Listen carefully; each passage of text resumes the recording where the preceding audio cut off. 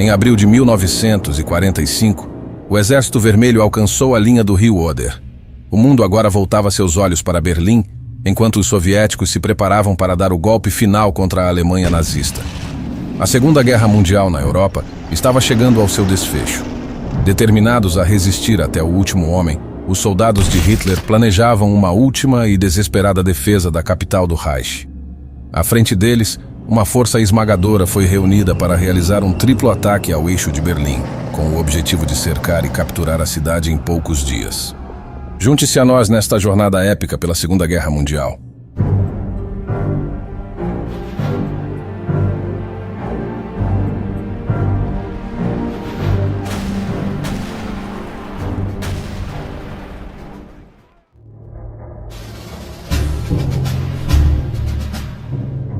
A primeira frente bielorrussa de Zhukov estaria no centro do ataque, enquanto a primeira frente ucraniana, comandada pelo Marechal Ivan Konev, atacaria ao sul, avançando em direção a Potsdam e Dresden. Para completar a operação, o Marechal Konstantin Rokossovski, da segunda frente bielorrussa, teria a missão de conter as forças alemãs ao norte, evitando que reforçassem Berlim. A logística do Exército Vermelho estava no limite. Engenheiros soviéticos trabalhavam dia e noite, construindo centenas de pontes e milhares de barcos de assalto para cruzar o rio Oder. Os estrategistas soviéticos precisavam organizar o deslocamento de 29 exércitos e criar grupos de choque que pudessem romper as linhas defensivas alemãs. Quando tudo estivesse pronto, o Exército Vermelho marcharia sobre Berlim com uma força de 2,5 milhões de homens bem equipados, 6.250 tanques e canhões autopropulsados, além do apoio de 7.500 aeronaves.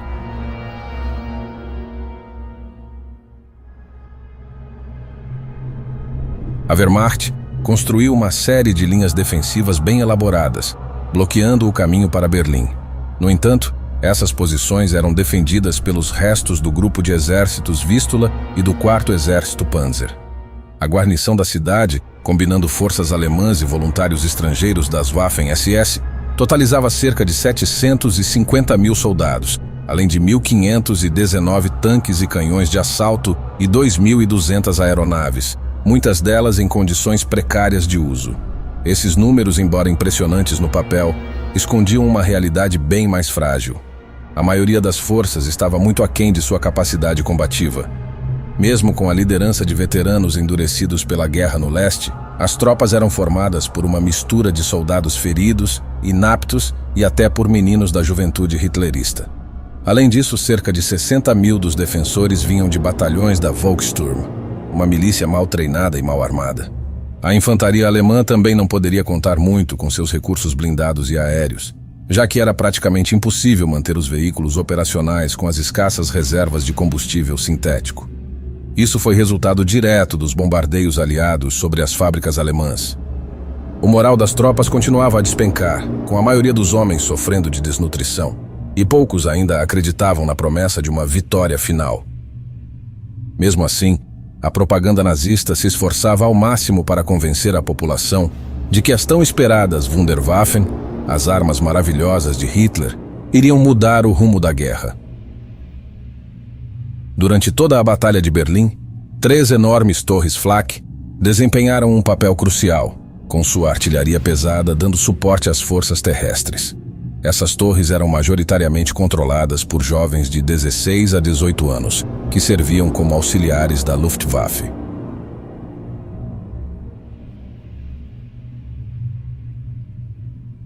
Na madrugada de 16 de abril, milhares de lançadores de foguetes Katyusha e canhões de campanha da frente de Zhukov abriram fogo contra as posições alemãs nas colinas de Silow. A quilômetros de distância, nos subúrbios orientais de Berlim, as casas tremiam enquanto os cidadãos aterrorizados ouviam o início da devastação que se aproximava. Ao mesmo tempo, os tanques pesados e as forças de elite de assalto soviéticas avançavam implacavelmente. A inteligência alemã, já ciente da ofensiva iminente, havia retirado muitas das tropas de primeira linha para posições mais seguras na retaguarda. O que se seguiu foi um verdadeiro massacre. As tropas soviéticas foram dizimadas enquanto tentavam cruzar as planícies alagadas e enfrentar os campos minados preparados pelos alemães. Preocupado, Zhukov ordenou que seus 2 exércitos de tanques atacassem imediatamente. No entanto, quando os blindados soviéticos finalmente se aproximaram das colinas de Seelow, foram emboscados por canhões de 88 milímetros, tanques Tiger I e uma infantaria alemã bem entrincheirada, armada com os letais Panzerfaust. O progresso foi quase nulo ao final do primeiro dia de combate. Levaria ainda mais 3 dias até que os exércitos soviéticos conseguissem romper a última linha defensiva alemã. Stalin, irritado com a demora, viu a frente de Konev no sul obter mais sucesso. Em 18 de abril, seus exércitos de tanques já haviam cruzado o rio Oder, avançando em direção à capital. Com poucos reforços e munições escassas, os defensores sobreviventes foram forçados a recuar em ambos os setores. Com as defesas alemãs desmanteladas no sul e no centro, e as tropas vitais no norte presas em combates pesados, o caminho para Berlim estava finalmente aberto.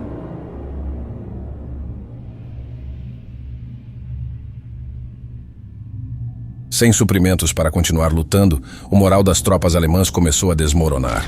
Milhares de soldados cercados se renderam, enquanto desertores e refugiados se dirigiam em massa para a cidade condenada.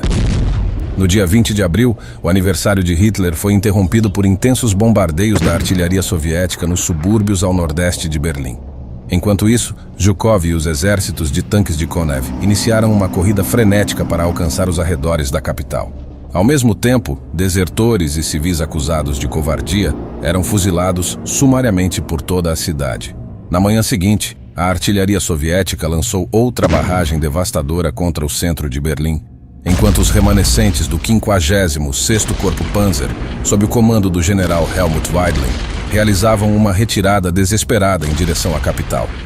Os últimos defensores alemães tentaram, sem sucesso, impedir o avanço dos exércitos de Zhukov pelos flancos sudoeste e norte. Com as forças esgotadas, eles conseguiram apenas atrasar o inimigo. Naquela noite, as tropas de Zhukov e Konev alcançaram os limites da cidade. No desenrolar da batalha, o Führer alemão ainda acreditava que um contra-ataque massivo pelas forças exauridas do recém-criado exército de Steiner prenderia os invasores soviéticos dentro de Berlim. O plano de Hitler incluía uma manobra conjunta com o 9º Exército contra os flancos de Zhukov, semelhante ao movimento que aconteceu com os alemães em Stalingrado 2 anos antes. Contudo, quando ficou evidente no dia seguinte que o exército de Steiner não tinha homens nem munição suficientes para lançar qualquer ofensiva, o líder alemão admitiu pela primeira vez que tudo estava perdido. Em 16 de janeiro de 1945, ele se mudou para seu abrigo subterrâneo, o Führerbunker, acompanhado por sua equipe sênior, onde ficou até o fim. Apesar do fracasso de Steiner, Hitler nomeou o general Weidling como comandante do setor defensivo de Berlim, que contava com apenas 45 mil homens da Wehrmacht e da Waffen-SS, outros 40 mil da Volkssturm e 60 tanques praticamente sem combustível, enquanto cerca de 1.500.000 soldados soviéticos cercavam a cidade. Além disso, Hitler colocou o SS Brigadeführer Wilhelm Mohnke como comandante de batalha à frente do Distrito Governamental Central, incluindo a chancelaria do Reich e o Führerbunker, com pouco mais de 2.000 homens sob seu comando para a defesa final.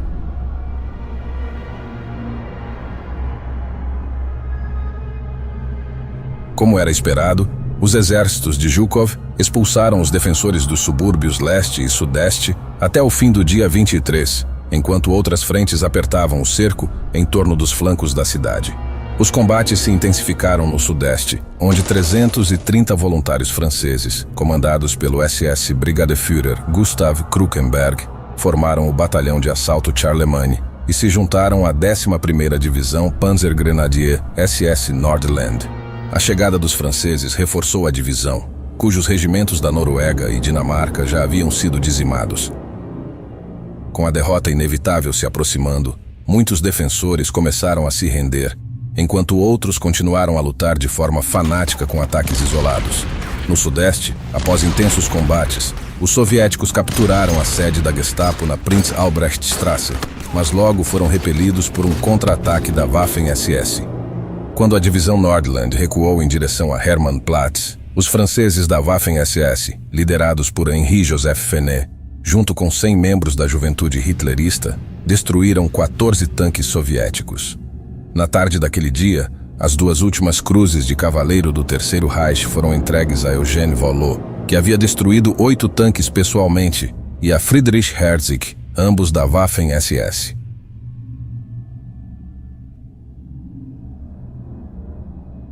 O cerco soviético a Berlim estava completo, mas Hitler reafirmou sua decisão de permanecer na capital. À medida que os exércitos soviéticos avançavam, eles se aproximavam da linha defensiva interna que protegia o distrito governamental, e Zhukov se preparava para o golpe decisivo. Até o final do dia 29, o 8º Exército de Guardas já havia rompido as defesas fortificadas de Tiergarten. Enquanto isso, o 3º Exército de Choque estava prestes a alcançar seu prêmio final, o Reichstag, o antigo edifício parlamentar, amplamente considerado o coração simbólico do Terceiro Reich. Capturá-lo seria o auge de todo o esforço de guerra soviético. Em uma estranha ironia, a defesa desse último símbolo do Reich ficou em grande parte nas mãos de combatentes estrangeiros da SS, especialmente os da divisão francesa Charlemagne. Na manhã seguinte, a artilharia soviética abriu fogo e, em seguida, centenas de tropas de assalto avançaram. Após um intenso tiroteio, os homens do Exército Vermelho alcançaram a entrada principal do Reichstag, iniciando um combate brutal corpo a corpo contra as unidades da SS dentro do edifício. Após horas de luta violenta, a bandeira vermelha foi finalmente hasteada no topo do Reichstag pelos sargentos Mikhail Yegorov e Meliton Cantaria. Os dias do Terceiro Reich chegavam ao fim. No desenrolar desse momento histórico, um evento ainda mais significativo ocorria a apenas 1 quilômetro de distância. Com as tropas soviéticas cada vez mais próximas de seu abrigo subterrâneo, Hitler sabia que o fim havia chegado. Após autorizar o general Weidling a tentar uma fuga tardia, ele começou a se despedir de seus apoiadores mais próximos, envenenou seu cachorro Blonde e, em seguida, retirou-se para sua sala, onde tirou sua própria vida ao lado de sua esposa, Eva Braun. Mas a morte de Hitler não pôs fim imediato à luta. O novo chanceler, Joseph Goebbels, rejeitou a demanda de Stalin por uma rendição incondicional da guarnição alemã. Isso levou o Exército Vermelho a intensificar os ataques, explodindo as últimas posições defensivas até que a resistência foi reduzida a poucos bolsões isolados. Depois de Goebbels dar fim à própria vida naquela noite, o caminho para a paz em Berlim finalmente se abriu. Às 6 horas da manhã de 2 de maio, o general Weidling ordenou oficialmente que suas tropas depusessem as armas.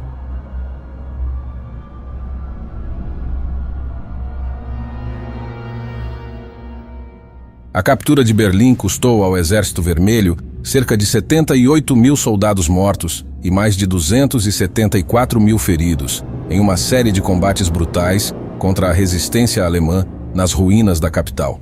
Do lado alemão, as perdas foram igualmente devastadoras, com cerca de 100 mil mortos, mais de 200 mil feridos e 480 mil prisioneiros.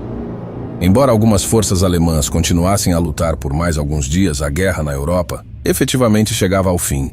Se você gostou desta história, curta e compartilhe este vídeo. E não se esqueça de inscrever-se no canal Lado B da História.